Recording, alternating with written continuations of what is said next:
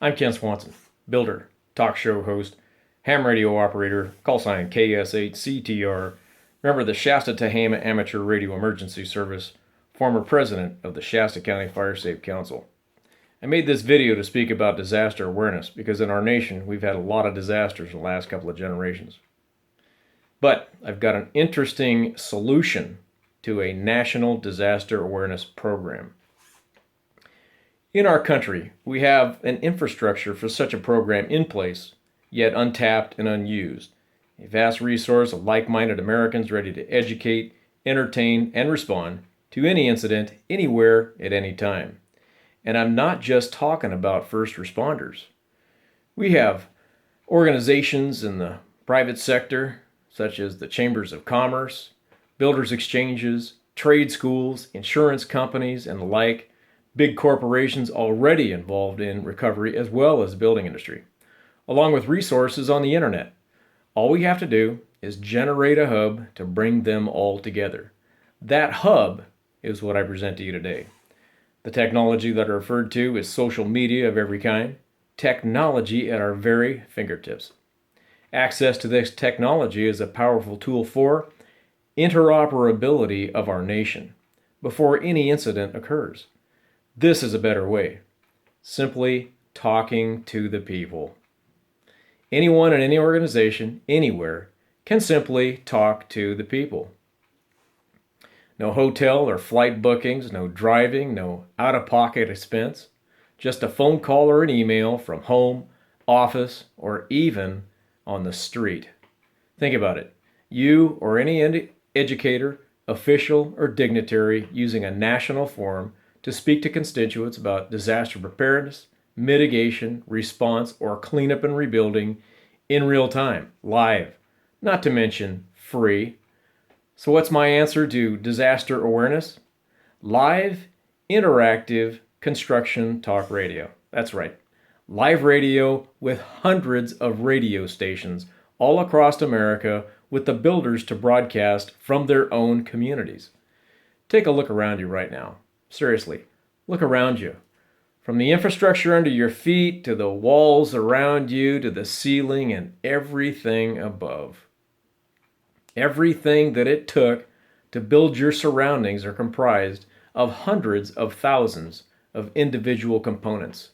Thousands of companies that employed millions of people, and when this building or wherever it is you're standing was complete, it was filled with products from A to Z that employed people and kept them employed to this very day.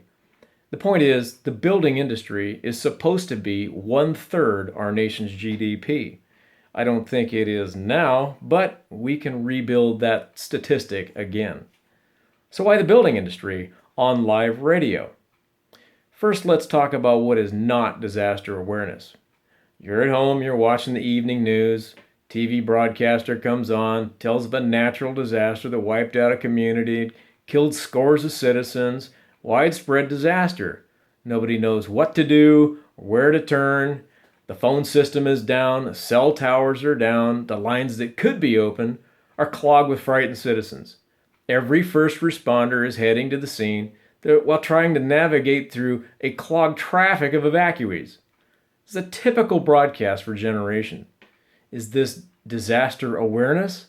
No, yet this is typical and sadly typical for America.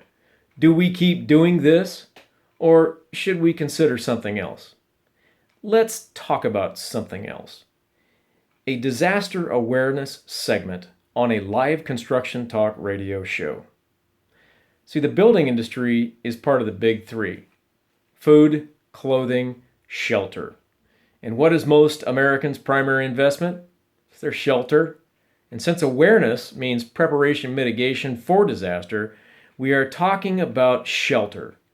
Now, who would best serve to educate about the building, remodeling, or general home improvement of American shelter? Naturally, the building industry. You see, the building industry needs to become more first educators rather than final responders. In essence, a vehicle to network and deliver disseminated information to all Americans, which makes every homeowner a stakeholder. So, how is all this financed? Answer: private sector advertising. Sponsors and advertisers on Construction Talk Radio put in their dollars for airtime consideration in the form of advertisements, promos, live interviews, live remote broadcasts, and web advertisements so that the construction industry networks the people that it takes to build infrastructure and homes. A radio show typically has a certain amount of placements for sponsorship, but radio can be competitive with full-page newspaper or magazine advertising, or television commercials, depending on the community. Web advertising on the host website can generate amazing results, and the podcast can generate an uptick premium page income on the host website. As for startup, I would hope the government would see this as they do any mitigation attempt, especially a public-private initiative, and allow for grant monies for a term. At the end of the term, a percentage of profit would become part of a national disaster awareness fund. So why does the nation need a plan like this? It's like I said, proper dissemination of information, a gray matter go bag, if you will, from professionals and officials broadcasting in a forum that is easily accessed and allows for national participation. The education for rebuilding both pre and post disaster.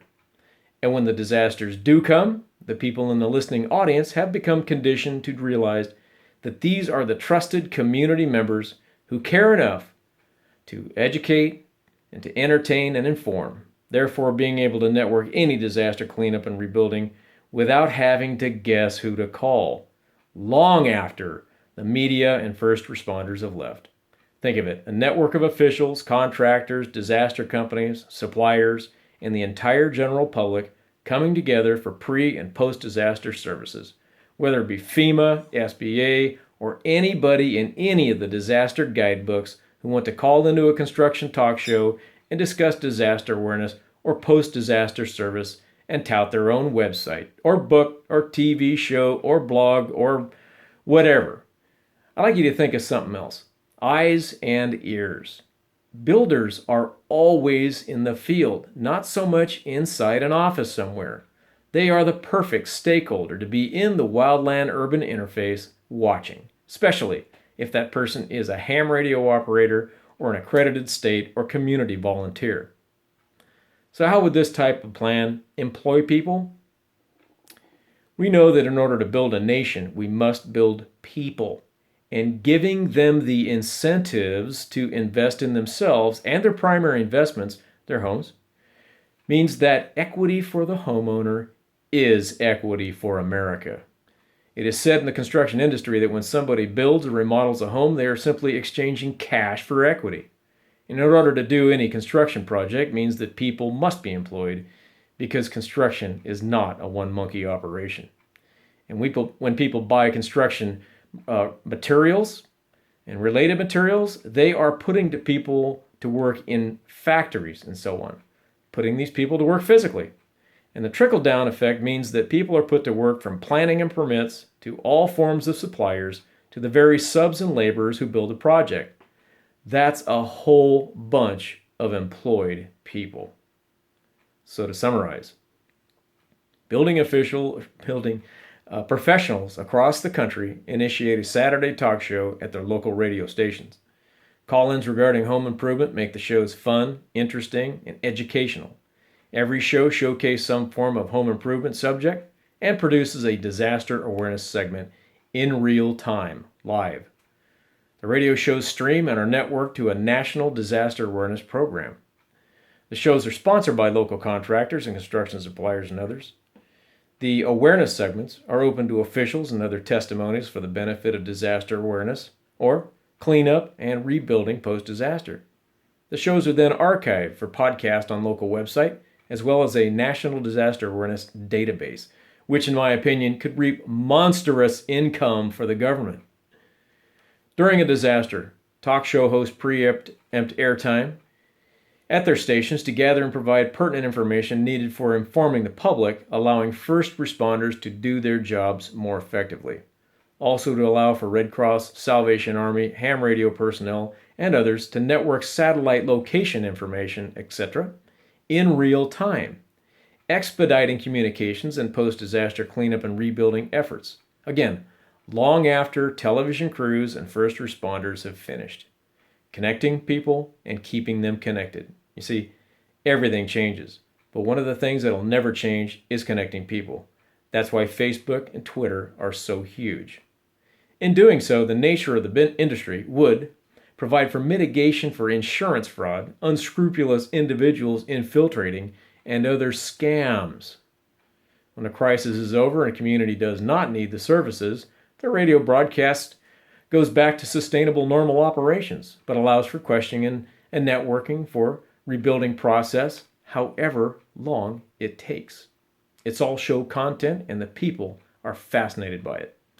And due to the efforts of the communities to come together, the program will become more popular and will draw more advertisers and will continue to grow, all while fulfilling the needs of a public-private initiative for disaster awareness. In closing, what do I expect you to take from this video? Outside-the-box thinking about disaster awareness. I wish to share with you an alternative to the status quo, so consider this idea. Is the idea ripe for the time? I think so. So do something about it. Network it. For years, I've been working out this very comprehensive program to the point where I actually had a pilot program. Guess what? My radio show became the #1 radio show in my community with awesome tap scan ratings in a recession. But here's what I learned from that experience. One radio show in one community does not create a culture of awareness. So I'm asking you to network the idea. Take it to the next level. Do you know somebody that knows somebody? We are Americans. We can do a whole lot better about disaster awareness. Go to talkradiobuilder.com or find me on Facebook or Twitter. Thank you.